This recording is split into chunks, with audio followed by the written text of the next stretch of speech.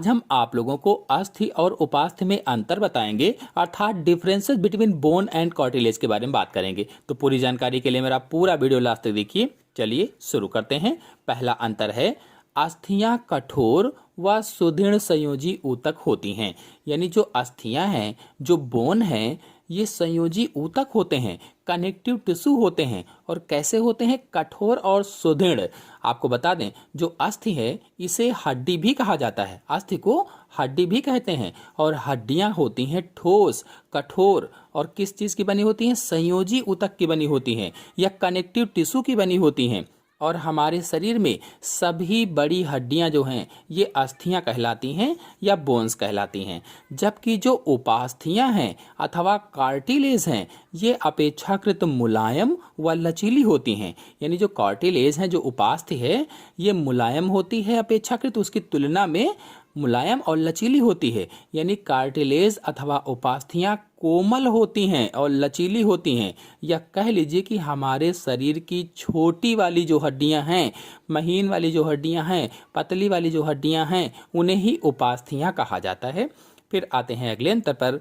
अस्थियां अपारदर्शी होती हैं। अपारदर्शी, अपारदर्शी का मतलब है इनमें से होकर प्रकाश एक तरफ से दूसरी तरफ नहीं जा पाता है। अपारदर्शी का मतलब ये हुआ, अर्थात जब वस्तुएं प्रकाश को अपने में से होकर जाने नहीं देती हैं तो उसे अपारदर्शी कहा जाता है। मतलब हड्डियां अथवा बोन्स से आर पार नहीं दिखाई देता है। जो हड्डियां हैं या जो बोन्स हैं इनसे आर पार नहीं दिखाई देता है। जबकि जो उपास्थियां हैं अथवा कार्टिलेज हैं ये पारदर्शी या अल्प पारदर्शी होती हैं। पारदर्शी का मतलब होता है कि इनमें से होकर प्रकाश एक तरफ से दूसरी तरफ जा पाता है। या कार्टिलेज अथवा उपास्थियों से आर पार दिखाई देता है। या इसी में लिखा गया कि अल्प पारदर्शी भी होता है।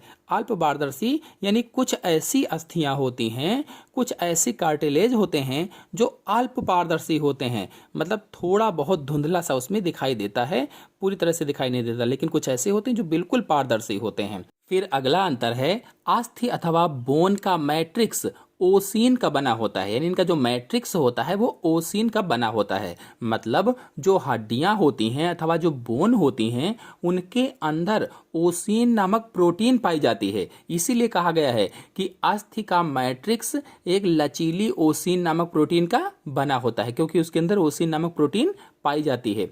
जबकि जो कार्टिलेज होते हैं अथवा जो उपास्थियां होती हैं इनका मैट्रिक्स कांड्रिन का बना होता है।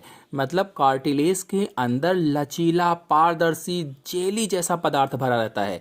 लचीला होता है, पारदर्शी होता है, जेली जैसा पदार्थ होता है, वो भरा रहता है, उसे ही कांड्रिन कहा जाता है। और यह एक तरह से प्रोटीन होता है। जो कांड्रिन है एक तरीके का प्रोटीन होता है। इसीलिए बोला गया है कि उपास्थियों का मैट्रिक्स कांड्रिन का बना होता है, जबकि अस्थियों का मैट्रिक्स ओसीन का बना होता था। फिर नेक्स्ट है, अस्थि अथवा बोन में मज्जा गुहा होती है। जो अस्थि अथवा बोन है इसमें मज्जा गुहा होती है, यानी हड्डियों में अस्थि मज्जा पाई जाती है। बता दें कि मोटी व लंबी हड्डियों में खोखले गड्ढे की तरह जगह होती है। जो हमारे शरीर के अंदर मोटी व लंबी हड्डियां होती हैं उनमें खोखले गड्ढे की तरह के जगह होती है, खाली स्थान होता है, जिसे अस्थि मज्जा या बोन मैरो कहा जाता है। और उसी में लाल रुधिर कणिकाओं का निर्माण होता है या लाल रुधिराणुओं का निर्माण होता है। जबकि जो उपास्थियां होती हैं, जो कार्टिलेज होते हैं, कार्टिलेज में मज्जा गुहा नहीं होती है, यानी इनमें अस्थि मज्जा नहीं पाई जाती है, बोन मैरो नहीं पाई जाती है। फिर नेक्स्ट है, अस्थि पर तंतु ऊतक का बना आवरण पेरिओस्टियम पाया जाता है। जो अस्थियां होती हैं, जो हड्डियां होती हैं, इनके ऊपर तंतु ऊतक का बना पेरिओस्टियम पाया जाता है। यानी हड्डियों के चारों तरफ एक परत पाई जाती है, उसी परत को पेरिओस्टियम कहा जाता है या पेरिओस्टियम कहते हैं। जबकि जो कार्टिलेज होता है, कार्टिलेज पर तंतु ऊतक का बना आवरण पेरिकांड्रियम पाया जाता है। मतलब उपास्थियों पर भी एक परत होती है जिसे पेरिकांड्रियम कहा जाता है।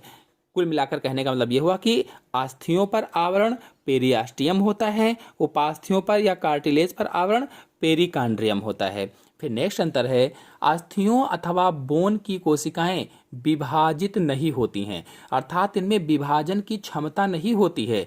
जब एक कोशिका से दो कोशिकाएं, दो से चार, चार से 8 कोशिकाएं बनती हैं तो उसे ही कोशिका विभाजन कहा जाता है अथवा सेल डिवीजन कहा जाता है। यदि आप लोग सेल डिवीजन अथवा कोशिका विभाजन पर कोई भी वीडियो देखना चाहते हैं तो मेरे चैनल में सभी वीडियोज अपलोडेड हैं, आप लोग जाकर के देख सकते हैं।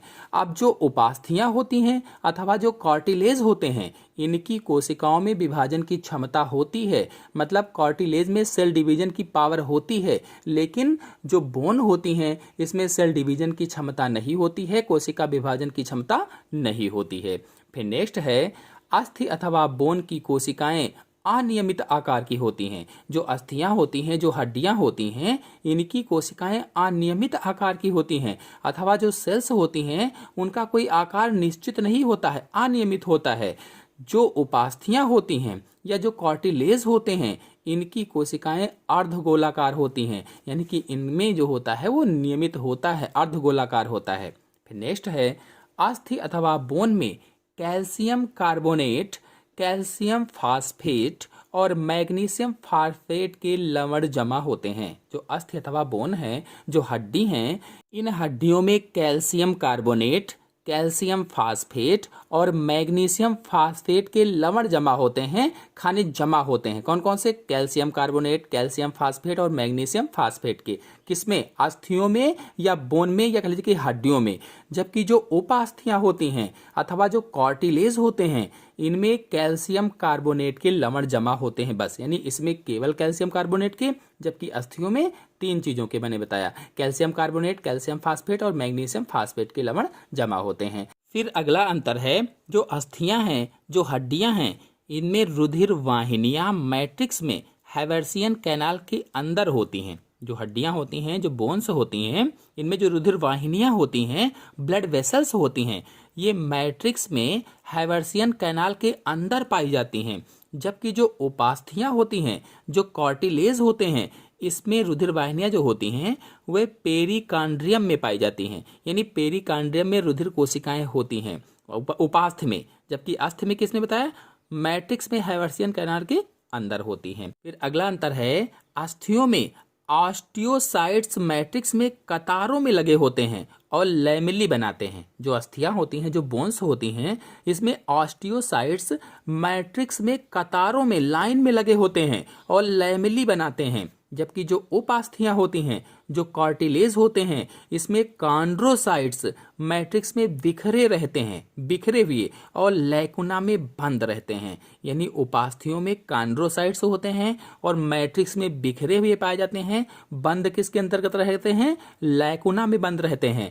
जबकि जो अस्थियां होती हैं, इसमें ऑस्टियोसाइट्स मैट्रिक्स में होते हैं और वो लाइन में होते हैं, बिखरे नहीं रहते हैं, कतारों में होते हैं।